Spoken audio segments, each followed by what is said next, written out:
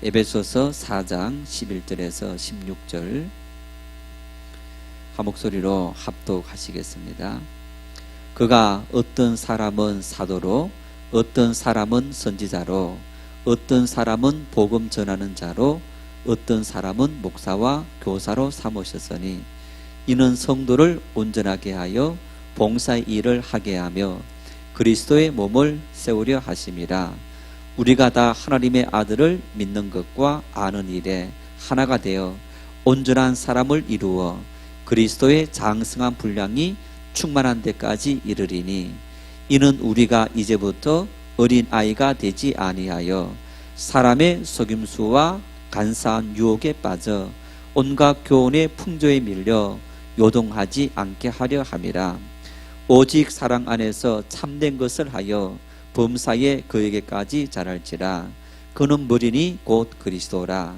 그에게서 온몸이 각 마디를 통하여 도움을 받음으로 연결되고 결합되어 각 지체의 분량대로 역사하여 그 몸을 자라게 하며 사랑 안에서 스스로 세우느니라. 아멘. 미국의 심리학자 에이브러햄 메슬로우라는 사람이 있습니다. 이분이 인간의 욕구는 5단계로 진행되어진다.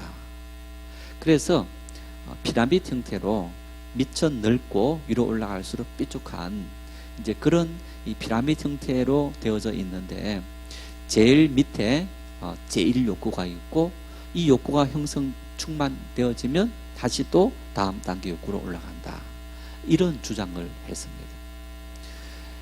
사람에 따라서 조금 다르지만은 사회 발전하고는 굉장히 밀접한 관련을 맺고 있는 그런 모습을 볼 수 있습니다. 그래서 이 욕구 5단계 중에서 가장 밑에 제1 욕구는 바로 생리적인 욕구다. 이 생리적인 욕구는 바로 의식주. 사람이 살아가면서 가장 기본적이고 중요한 근원적인 그런 어떤 욕구는 바로 의식주. 먹는 문제, 입는 문제, 그리고 또 거주하는 어떤 집, 이런 어떤 문제들이 사람이 당면하는 제1의 문제이고, 이 문제가 어느 정도 충족되어지면 사람은 두 번째 욕구로 올라가는데, 두 번째 욕구는 이 안전의 욕구. 어떻게 하면 내가 이런 걱정, 근심, 고민 없이 안전하게 살아갈 수 있을까?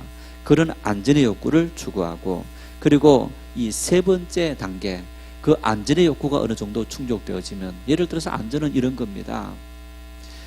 직장 생활을 하는데 이 직장에서 내가 이렇게 뭐 잘릴까 말까, 사업을 하는데 그 사업이 망할까 망하지 않을까, 여러분 그런 조마조마한 마음을 품고는 살아갈 수 없는 거예요. 몸이 아파서 건강 때문에 정말 계속 병원을 다니면서 이런 사람들은 자기 안전이 담보되어 줄 수가 없는 겁니다. 그래서 직장도 사업장도 어느 정도 탄탄하고 건강도 어느 정도 있는 이런 어떤 안전이 충족되어지면 그 다음 세 번째 단계로 사람들은 소속과 애정의 욕구, 누군가를 사랑하고 또 내가 어떤 단체에 소속되어져서 뭔가 삶의 의미를 찾기 시작하는 그런 어떤 단계로 나아간다는 겁니다. 그래서 이 세 번째 단계가 넘었으면 네 번째 단계는 자기 존중의 욕구. 사람들이 왜 나를 인정해 주지 않느냐, 사람들이 나를 존경하지 않느냐, 어떤 이런, 그 전까지는 그런 부분에 있어서 별로 고민하지 않고 살다가 이런 욕구가 하나하나 충족되어지면 네 번째 단계에서는 사람들에게 인정받으려는 어떤 그런 욕구가 생긴다는 겁니다. 이제 그것이 되어지면 그 다음 최종 마지막 단계가 있는데 자아 실현의 욕구. 뭔가 자기가 꿈꾸고 또 자기 속에 있는 그 내면의 뭔가를 이루고자 하는 이제 그런 사람의 최종적인 욕구가 있더라, 이렇게 이야기합니다. 이 중에서 이 자아 실현이다, 인간이 살아가면서 최종적으로 추구하는, 누구든지 가장 마지막 단계, 그러면서 우리가 추구하는 이런 자아 실현의 욕구, 이 자아 실현이라는 말이 어떤 말일까?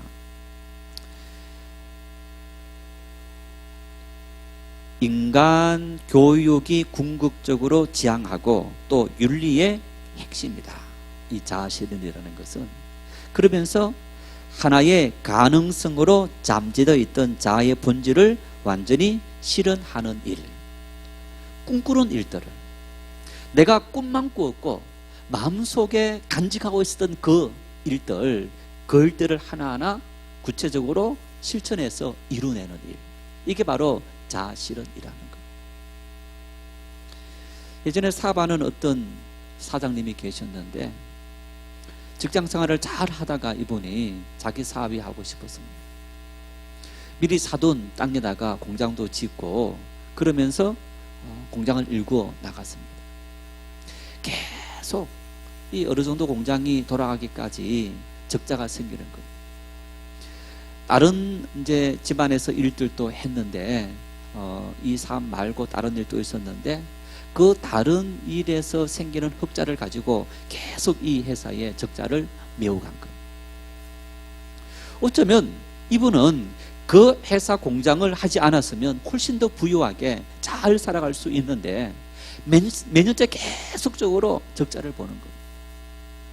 그 적자를 보면서 그 회사를 운영해 나가고 일으키려고 노력하는 그 의미가 이분이 돈을 번다든가 뭐 내가 사람들에게 인정을 받는다든가 그런 게 아니고 그 회사는 자기가 어렸을 때부터 간직했던 꿈, 그 꿈이었다는 겁니다. 그래서 그 꿈을 위해서 다른 데 생기는 그 이득을 포기하고 그 회사로 계속적으로 메워 넣고 있는 그런 일들을 해가는 거예요. 내 속에 간직되어 있던 그 꿈들을 우리가 그런 어떤 삶을 통해서 실천해가는 어떤 이런 모습들.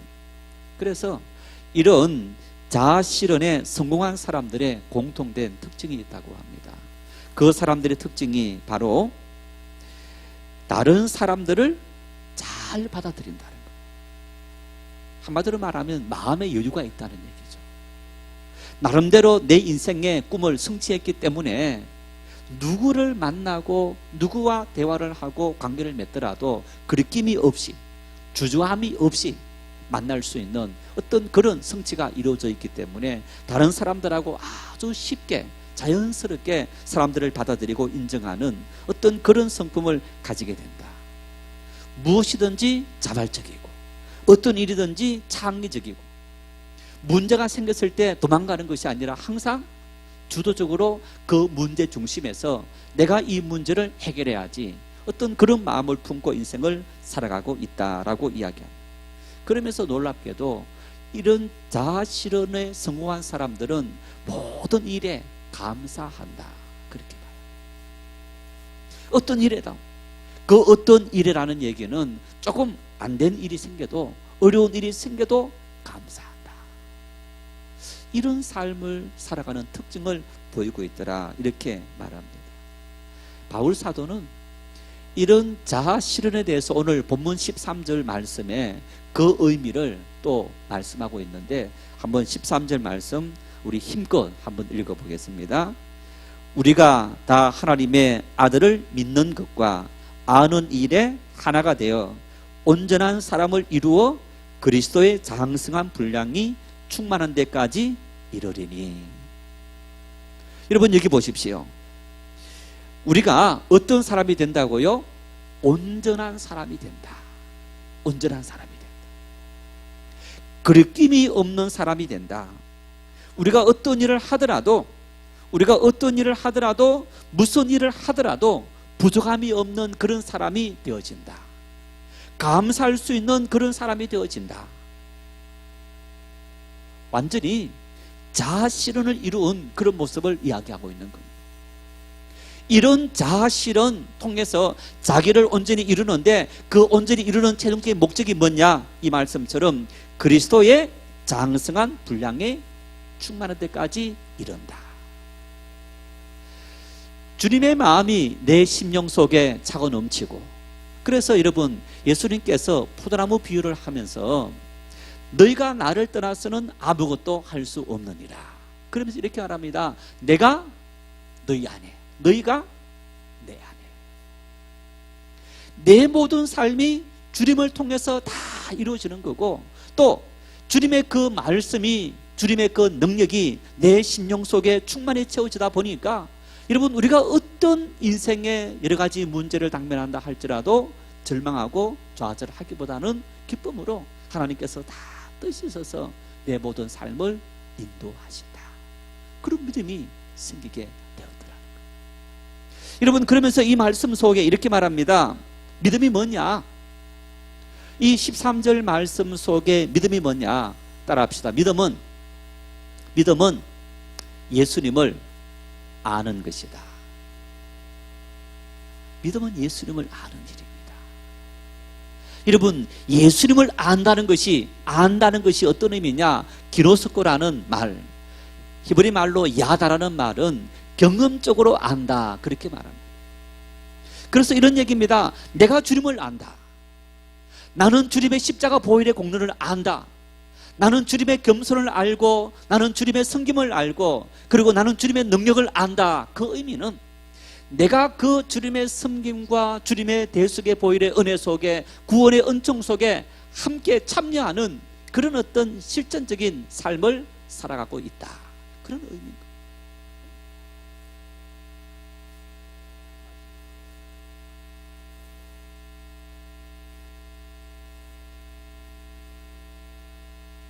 그래서 믿음에 대해서 말씀하지 않습니까? 행함이 없는 믿음은 산 믿음입니까? 죽은 믿음입니까?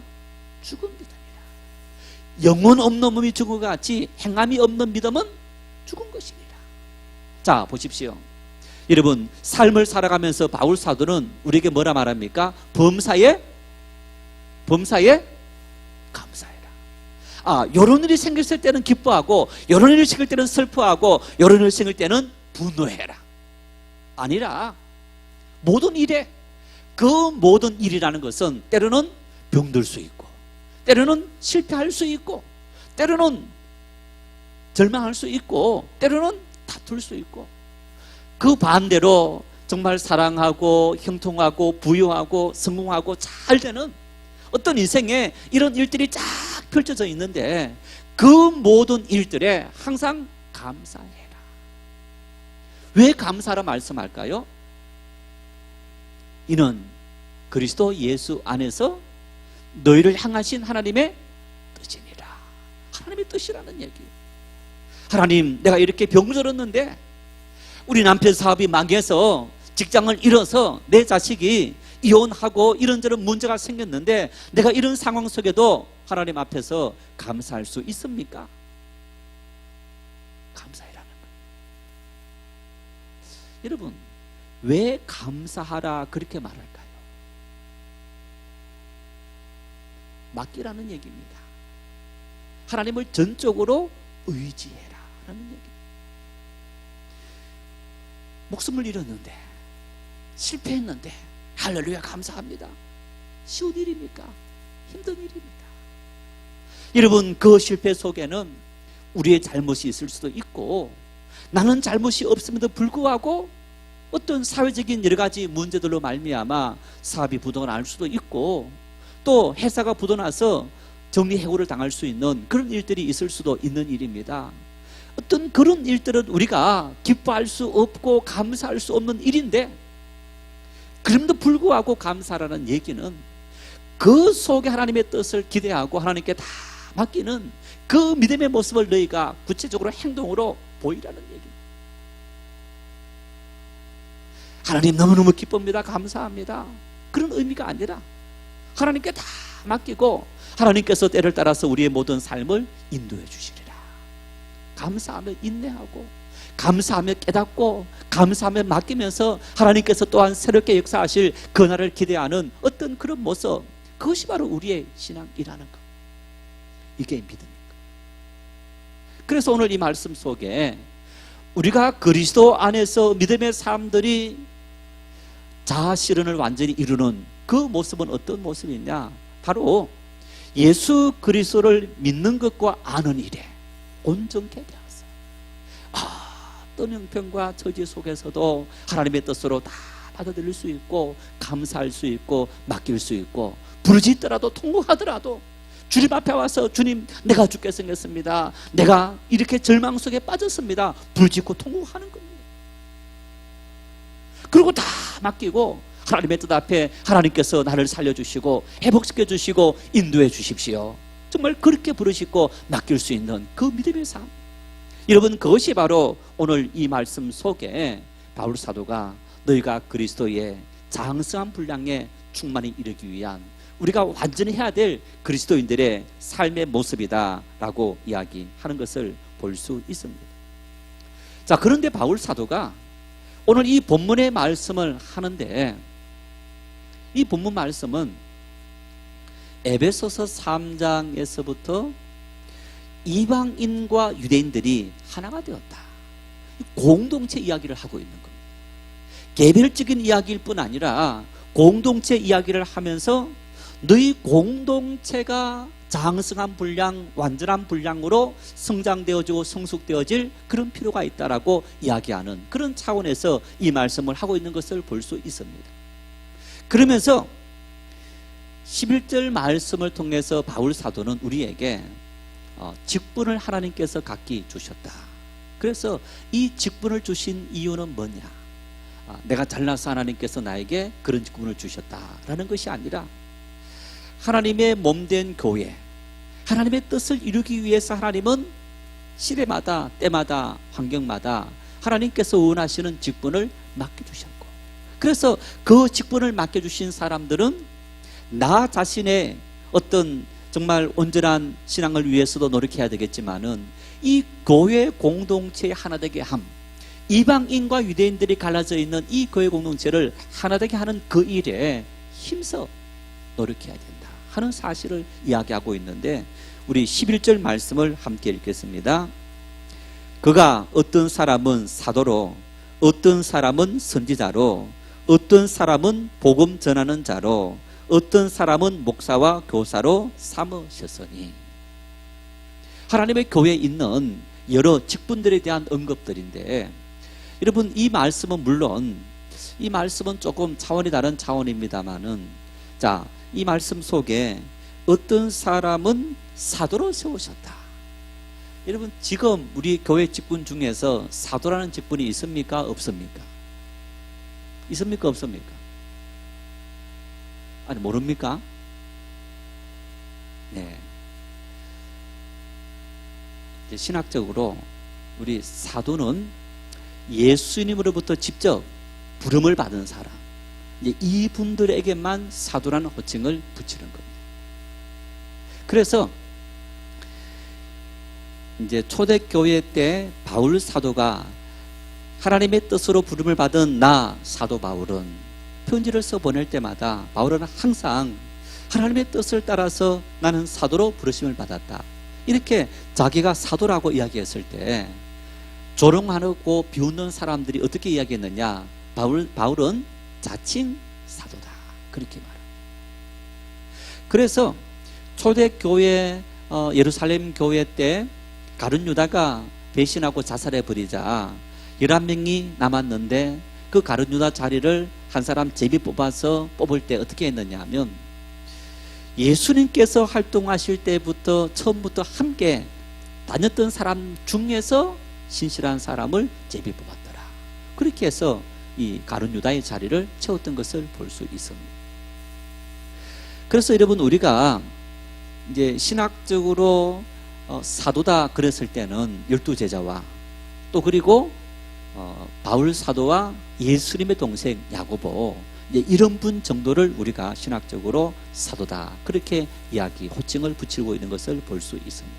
그렇지만은 예수님께서 우리에게 마태복음 28장에 너희는 가서 모든 족속으로 제자를 삼으라. 자, 여러분, 사도는 누구냐? 예수님의 제자들인 거예요. 우리가 제자 삼는 일을 한다면 우리 역시 예수님의 제자들을 사도로 불렀던 것처럼 사도로 부를 수 있는 그런 어떤 부분이 분명히 있습니다. 그래서 요즘도 어떤 이제 목사님들 중에서는 자신을 사도다 호칭하시는 그런 분들도 간혹 있는 것을 볼 수 있는데, 어쨌든 우리가 교회 직분 중에서 사도가 있었는데, 이제 그 사도의 직분은 바로 예수님의 제자들, 또 예수님의 뜻을 받들어서 복음을 전가하는 그런 사람들을 사도라 부른다, 이런 직분들이 있었더라. 두 번째 보니까 누가 있습니까? 선지자가 있더라. 이 선지자는 신약 시대에 떠는 이 호칭이 또 직분이 없어진 그런 호칭이기도 합니다. 하나님은 인간을 만드시고 우주 만물을 창조하시고 통치하실 때 하나님께서 직접 통치하신 것이 아니고 사람을 통해서 통치하도록 했는데 에덴 동산에서는 아담과 하와를 통해서 그 일을 맡기신 거예요. 인간이 범죄하고 하나님의 동산에서 추방된 이후에 하나님께서 하나님의 말씀을 대언하고 선포하도록 하기 위해서 누굴 불렀느냐? 선지자를 세우셔서 하나님의 말씀을 대언하도록 했고, 또 인간이 지은 죄를 용서해 주시기 위해서 제사장을 세워서 그 제사장이 하나님 앞에서 인간의 모든 죄를 회개하도록, 속지 않은 그 제사를 드리도록 만들었던데, 바로 오늘 이 본문에 선지자는 바로 그 당시 하나님의 말씀을 이스라엘 백성들에게 대언하도록 만든 이런 인물이 바로 선지자였다. 신약 시대에도 아가보라든가 그런 선지자가 등장합니다만은, 여러분 그 이후에는 우리가 선지자의 직분은 나타나지 않고 있습니다. 그 이유는 바로 예수님은 계시의 완성이다 라기 때문에, 선지자의 일이 하나님 말씀을 대언하는 일이었는데 예수님께서 오심으로 하나님 말씀의 모든 예언은 종결되어졌다. 그래서 만일 지금 누군가가 내가 하나님으로부터 선지자로 부름을 받았고 하나님께서 나에게 새로운 말씀을 주셨다라고 한다면 그건 무조건 이단이다, 이렇게 말할 수 있는 거예요. 그래서 지금 우리 시대의 예언이다라는 얘기는 이미 하나님께서 우리에게 말씀하신 그 말씀을 우리가 깨닫지 못했는데 깨닫게 되고 알게 되었다라는 차원에서 예언의 차원을 우리가 가지고 있지, 하나님께서 지금 예수님께서 완성했던 그 예언을 다른 어떤 말씀을 주셨다라고 한다면, 통일교 문선명 씨가 과거에 그렇게 했고 많은 이단들이 그렇게 했는데 그것은 우리가 무조건 이단으로 정죄할 수밖에 없는 그런 일들이다. 어쨌든 하나님은 교회에 이렇게 선지자를 세우셔서 하나님의 일을 맡기셨더라. 세 번째 보니까 복음 전하는 자로 세웠더라. 이 복음 전하는 사람들은 이 사도들 밑에서 우리가 말하는 속사도들이다, 또 보조하시는 분들이다, 또 이 사도와 함께 같이 사역을 도와서 일하는 그런 사람들. 그래서 사도행전 6장에 보면 사도들이 일이 너무 많아진 거예요. 말씀을 전하고 기도하고 또 이 가르치는 그런 일뿐 아니라 구제까지 하다 보니까 너무너무 일이 바빠지고, 또 구제에 소외되는 사람이 생기자 교회 7집사를 세웁니다. 빌립 뭐 이런 분들을 세우는데, 이제 그런 분들이 바로 그 당시에 복음 전하는 자라고 말할 수 있는 그런 분들이다. 여러분, 이 복음을 전하는 사람들은 바울 사도 역시 사도였지만은 복음을 전하는 사람이었고, 아마 여기 계신 우리 권사님들 어렸을 때 시골에서 믿음의 생활을 하실 때 한 번씩 교회에 손님이 찾아옵니다. 저도 그런 경험이 있는데, 어느 날 수요일 가보면 이제 전도인이 찾아왔다. 그래서 이 전도인은 마을을 다니면서 걸어 다니면서 이 마을 복음을 전하고, 뭐 지금은 시골 마을마다 교회가 있지만은 그때만 하더라도 교회가 많지 않았는데 교회가 없는 지역에 가서 복음을 전하고, 또 교회가 있는 지역에 와서 복음을 전하면서 또 같이 집회도 하고 했던 그런 분들이 있었던 것을 볼 수 있는데, 이제 이런 사람들이 바로 복음을 전하는 사람들이다. 그 다음에 네 번째 보니까 목사와 교사로 세우셨다. 이 목사, 오늘 이렇게 말씀을 가르치고 또 하나님을 예배하는 일들을 하는 이런 어떤 목사, 그리고 교사는 이 목사가 가르치는 일들을 하는 그런 일들을, 그래서 이제 교사다 해서 목사의 어떤 다른 호칭이기도 하다, 이렇게 말합니다. 여러분, 그래서 하나님은 하나님의 교회 일들을 위해서 시대마다 필요한 사람을 세우셨더라.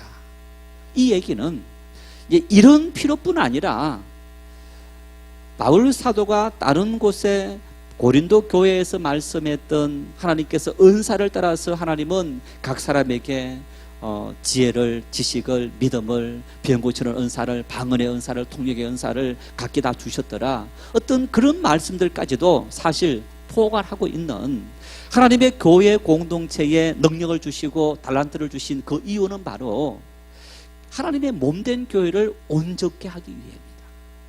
또 그 일을 통해서 하나님의 교회에 있는 이 공동체 구성원들의 신앙이 더 온전한 신앙으로 세워지기 위함입니다. 손가락이 만일 이 손가락이 베어서 힘을 주지 못한다. 여러분, 그러면 이 손이 자유로울까요? 안 자유로울까요? 자유롭지 못합니다. 이 손이 자유롭게 움직이기 위해서는 손가락 5개가 같이 다 똑같이 아무런 문제 없이 움직여야 되는 거예요.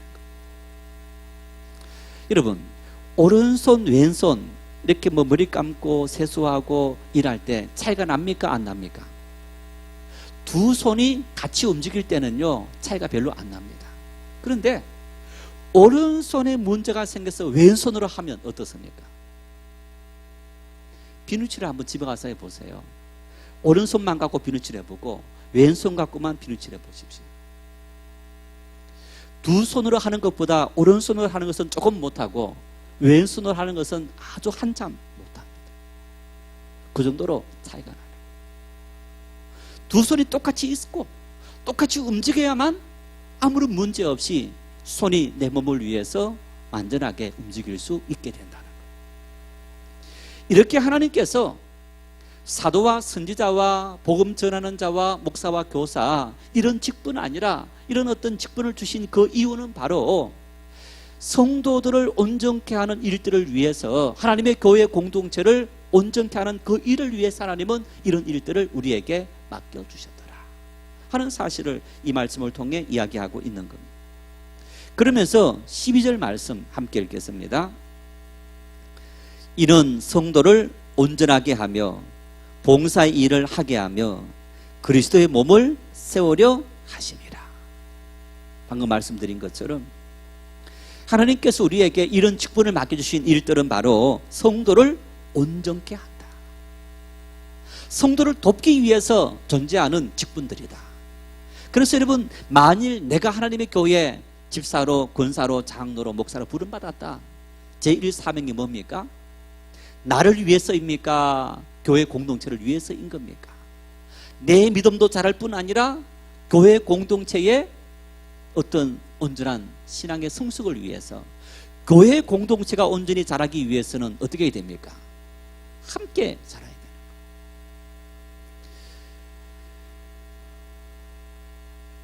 아버지가 자식 욕하면 누구 욕하는 겁니까?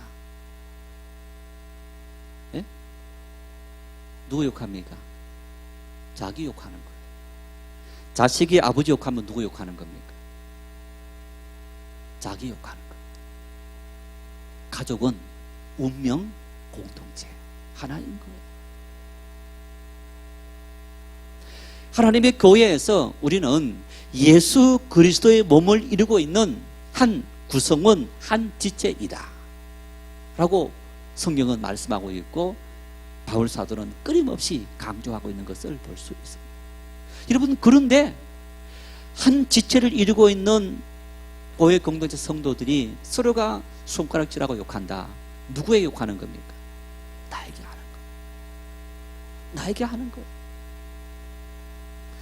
건전한 비판과 그리고 성장 성숙시키기 위한 어떤 그 섬김 일들, 형제가 부족하고 아버지가 부족하고 자식이 부족하고 우리 모두가 부족하다면 어떻게 해야 됩니까? 부족하지 않는 내가 그 빈자리를 채워서 온전하도록 만들어주는 그 일들을 해야 되는 것이 교회 공동체의 일이라는 거예요.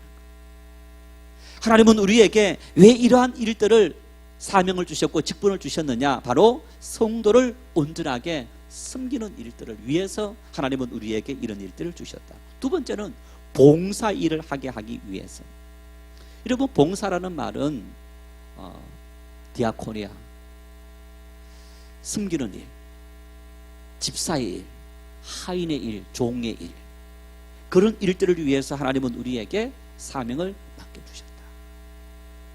왜? 나 혼자만, 나만 이런 일을 해야 됩니까?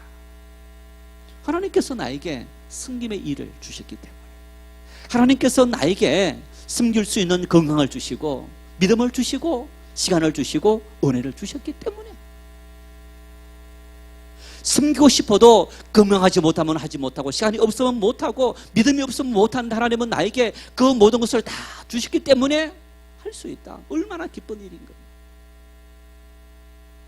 무슨 일이든지 기쁨으로 할 수 있기를 바랍니다. 분내지 말고 짜증내지 말고 화내지 말고 사탄이 그 일을 통해서 역사하게 되고 다 병들게 되고 아파하게 되는 것을 볼 수 있는 거예요.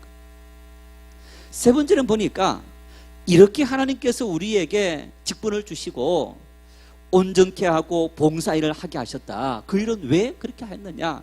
그리스도의 몸을 세우기 위해서 하나님은 우리에게 이런 일을 맡겨주셨더라. 누구를 세우기 위해서요? 예수님을 세우기 위해서. 여러분, 내가 형제를 세우는 것은 그 형제가 온전해짐으로 교회 공동체가 세워지고 하나님께서 영광 받는 일이더라는 겁니다. 나는 낮아진다 할지라도 여러분, 내가 낮아지는 것이 아니고 예수님 영광 받으시고 예수님의 기쁨이 된다면 우리 모두가 함께 그 기쁨에 동참할 수 있게 되는 일입니다. 오늘 바울 사도는 하나님의 교회 공동체가 어떻게 해야만 주님 앞에서 온전해지게 되고 장성한 사람이 될 수 있느냐, 그 사실을 아주 일목요연하게 정리하고 있는 것을 볼 수 있습니다. 그러면서 구체적으로 이렇게 말합니다. 14절 말씀을 같이 읽겠습니다. 이는 우리가 이제부터 어린 아이가 되지 아니하여 사람의 속임수와 간사한 유혹에 빠져 온갖 교훈의 풍조에 밀려 요동하지 않게 하려 함이라. 어린 아이가 되지 아니하여. 여러분, 어린 아이, 아무리 똑똑한 어린 아이도 어른하고 대화하고 어른하고 뭘 하게 되면 이깁니까 집니까? 집니다. 아이들 유괴 사건이라든가 또 정말 잔혹한 그런 어떤 일들이 종종 우리를 가슴을 아프게 만드는 그런 일들, 누구를 통해서 그런 일이 많이 이루어집니까? 전혀 모르는 사람을 통해서도 이루어지지만은 면식법이다. 가족들이 서로 알고 있는 사람을 통해서도 그런 일이 이루어지는 것을 볼 수 있었는데 왜 그런 겁니까? 어린아이이기 때문에 자기를 아직까지 다스리지 못하고 자기를 방어할 수 없는 그런 어린아이의 상태이기 때문에 그런 게임에 넘어가기도 하고 또 그런 힘 앞에 굴복할 수밖에 없게 되기도 하고 또 어떤 당연히 아는 사람이기 때문에 어떤 이 전혀 경계심을 갖지 않는 그런 모습을 통해서 어린아이들이 고통을 당하는 그런 모습을 우리가 볼 수 있습니다. 바울 사도는 말씀합니다. 우리의 신앙은 어린아이의 신앙에서 장성한 분량의 신앙으로 성장되어져야 된다 라고 말합니다. 간혹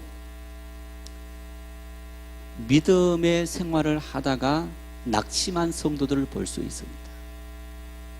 열심히 막 하는 것 같았는데 어느 날 갑자기 뚝 아래로 떨어지고 교회도 긴 방학하시는 그런 분들이 있는 것을 볼 수 있습니다. 그 이유가 뭡니까? 자라지 못했기 때문에, 성장하지 못했기 때문에 그런 일이 생기는 거예요. 교회에 등록을 하고 믿음의 생활을 하면서 서가적 공부도 하고 소그룹 모임도 하고 1대1도 하고 제자학교도 하고 또 때가 되면 리더 교육을 받고 이제 우리가 2주 후부터 신학특강을 합니다. 이런 신학특강이라든가 이런 가르침, 여러분 그런 일들과 그리고 또 교회 봉사 생활을 하자, 뭐 소그룹 모임을 하자 계속 고민하는데 안 들어요. 내 멋대로 내 방법대로 믿어. 믿음이 자랍니까? 안 자랍니까? 절대 안 자랍니다. 주일날 일주일에 한 번 예배해서 믿음이 자란다. 그거 거짓말입니다. 믿음이 자랄 수가 없어요. 유지하는 것도 힘든 일입니다. 유지하는 것도 힘든데 믿음이 어떻게 자랄 수 있습니까? 뭘 통해서 믿음이 자라는 겁니까? 여러분, 아이를 키우면서 아이들에게 밥만 줘보세요. 아이에게 평생 밥만 준다. 아이 잘합니까? 안 잘합니까? 키는 잘할 수 있는데, 키는 잘할 수 있는데 정신적인, 지적인 이 모든 것 하나도 잘하지 않고 몸은 어른이 되는데 정신은 아이인 거예요. 행동은 아이처럼 하는 거예요. 그 아이들을 학교에서, 가정에서, 또 이런저런 단체에서 교육을 시키고, 그리고 친구들하고 관계성을 맺어가면서, 그러면서 인간다워지고 성숙되어지는 단계로 나아가는 것을 볼 수 있는 거예요. 교육을 통해서. 교회 공동체, 우리 믿음이 자라는 일 역시 마찬가지인 겁니다. 어린 아이의 단계에서 우리가 장성한 자의 신령한 분량으로 자라기 위해서는 끊임없이 하나님 말씀을 배우고 익히고 봉사하는 이런 일들을 우리가 함께 해가야만 믿음이 자랄 수 있게 되는 겁니다. 어떤 분들은 친한 누군가가 다른 교회를 다닌다, 아니면 이렇게 이제 누군가 열심히 있는 사람이 있어서 우리 교회를 다니는데 또 다른 이제 누구를 만나게 되어서 이제 거기 가서 야, 여기는 이런 공부도 하게 돼. 아니, 우리 교회 하는 공부에 제대로 한번 와봤냐 말입니다. 참 어리석은. 여러분, 우리의 신앙이 자라야 되는데, 자라기 위해서는 어린아이 단계에서 끊임없이 받아들이고 교육하고 봉사하고 운동하는 이런 일들을 우리가 끊임없이 해야만 우리의 신앙이 자랄 수 있게 되는 것을 볼 수 있는 겁니다. 그래서 바울 사도는 15절에 이렇게 말씀합니다. 함께 읽겠습니다. 오직 사랑 안에서 참된 것을 하여 범사에 그에게까지 자랄지라. 그는 머리니 곧 그리스도라. 누구에게까지 자라야 된다고요? 예수 그리스도에게까지. 예수 그리스도에게까지. 야, 이거 굉장히 교만한 말이고 거만한 말일 수 있습니다.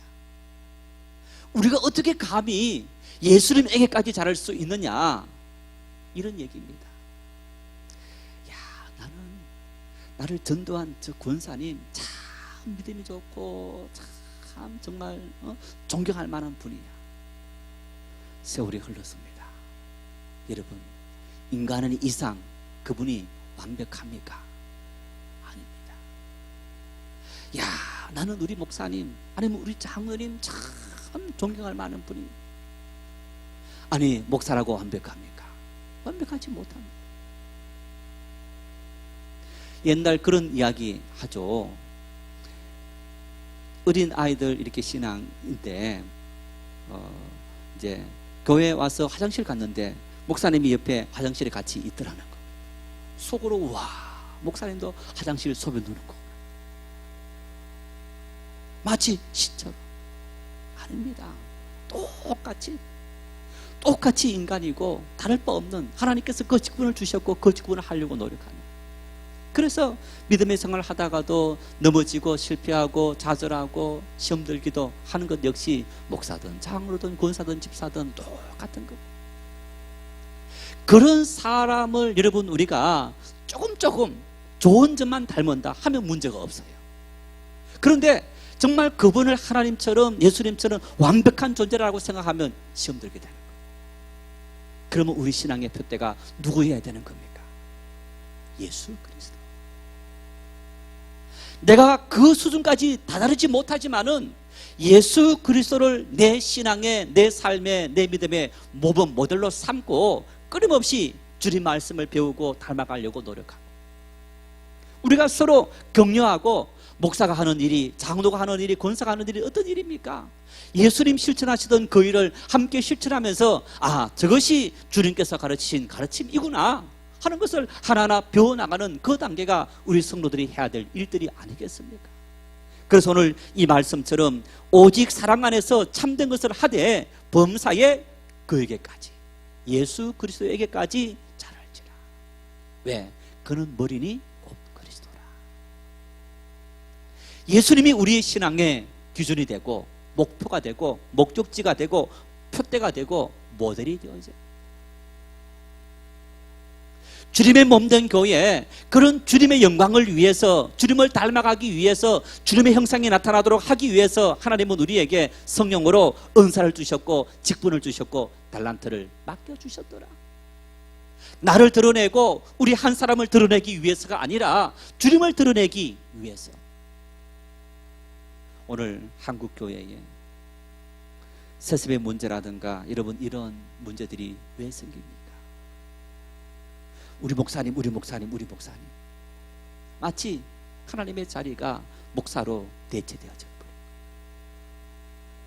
하나님께서 나에게 은혜를 주셔서 내가 하나님의 그 은혜로 이런 엄청난 일을 이루겠다. 하나님은 뒷전으로 가버리고 하나님께서 나에게 아닙니다. 하나님은 나뿐 아니라 또 다른 사람에게도 역사하셔서 하나님은 이런 일을 할 수 있는 능력이 하나님이시고 나는 하나님의 손에 잡힌 마른 막대 같도 못한 그런 존재이다. 여러분 그런 어떤 신앙의 고백이 있어야 하는데 어느 때부턴가 그 모든 것들이 사라져버리고 하나님은 나를 통해서만 역사하신다고 오해하는 오만하는 이런 잘못된 신앙이 교회를 병들게 만드는 모습을 볼 수 있는 겁니다. 우리의 신앙의 표대는 오직 예수 그리스도여야 합니다. 나 목사님 때문에 시험 들어서 이런 말 하지 마세요. 여러분은 저를 믿고 신앙생활 하는 게 아니라 주님을 바라보고 믿음의 생활을 하는 거예요. 저는 제 힘껏 주님이 어떤 분인지 보여주려고 노력하고 그러다가 저 스스로도 넘어질 수 있는 겁니다. 시험 들 수 있는 겁니다. 인간이기 때문에. 그러나 하나님께서 우리에게 능력 주셔서 함께 하나님의 교회를 섬기고 서로 부족한 일들을 채워가도록. 한국교회 여러분 안타까운 일들은 목사 장로가 마치 서로 대립하고 경쟁하는. 아니 왜 대립하고 경쟁합니까? 하나님은 서로 도우라고 함께 협력해서 하나님의 교회를 이루라고 하나님께서 당례를 만들어 주셨고 직분을 맡겨주신 일인데 왜 경쟁하고 서로 잘났다고 도토리 키재게 하는 이런 어리석은 일들을 하게 되는 겁니다. 주님을 닮아야 됩니다. 주님은 우리 신앙의 표대여야 됩니다. 주님을 우리가 목적으로 그 주님을 바라보고 달려가는 그런 믿음의 사람이 될 수 있어야 하는 겁니다. 16절 말씀을 우리가 함께 같이 읽겠습니다. 16절 말씀입니다. 그에게서 온 몸이 각 마디를 통하여 도움을 받음으로 연결되고 결합되어 각 지체의 분량대로 역사하여 그 몸을 자라게 하며 사랑 안에서 스스로 세우느니라. 할렐루야. 보십시오. 각 지체의 분량대로 역사하느니라. 이야, 참 그 사람 잘생겼어. 여러분, 누군가를 향해서 잘생겼다 그러면요, 얼굴만, 야, 봐, 내가 이렇게 잘났어. 그래서 사람들 나를 칭찬하는 거야. 그런 겁니까? 만일 자, 얼굴 잘 생겼는데 그분이 이렇게 어떤 지체 장애인이다. 그러면 어떤 사람들이 참 잘생겨서 그런 말 합니까? 사실 그런 말 하지 않습니다. 잘생겼다 그런 얘기는 그 사람 통째 전체를 놓고 하는 이야기입니다. 하나하나 놓고 보면 못생긴 부분이 있어요. 못생긴 부분이 있어요. 그런데 전체가 구조를 이루면서 잘생긴 부분이 있더란 말이에요.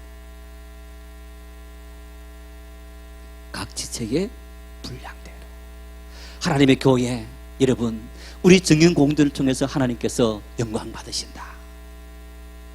누가 영광 받는 겁니까? 우리 모두가. 목사만 장로만 받는 게 아니고 우리 모두 공동체 구성원 모두가 다 영광 받게 되고 기쁨이 되고 감사가 되고 찬양이 될 수 있는 겁니다. 자라기 위해서 끊임없이 노력하십시다. 건강 위해서 운동해야 되는 것처럼 우리 영적인 건강을 위해서 여러분 일주일에 한 번 예배하는 거 이거 건강 유지할 수 없습니다.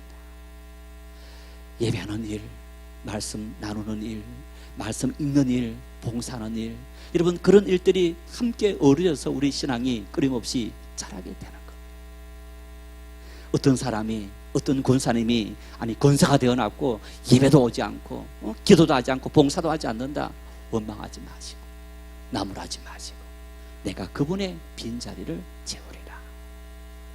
그분이 하지 못하는 일들을 내가 2배, 3배로 열심히 하리라. 그래서 그 약함을 만져줄 수 있는 그런 하나님의 교회 될 수 있기를 바랍니다. 주님은 그 일을 통해서 영광 받으시고 또 사람들은 그 일을 통해서 큰 위로를 받을 수 있는 일이에요. 그런 우리의 모습을 통해 하나님은 우리를 기뻐하시고 우리 속에 온전한, 정말 완전한 자신을 이렇게 이룰 수 있는 그런 신앙의 사람으로 자라게 되는 거예요. 우리 모두 함께 그 일을 위해서 끝까지 믿음으로 달려갈 수 있기를 바랍니다.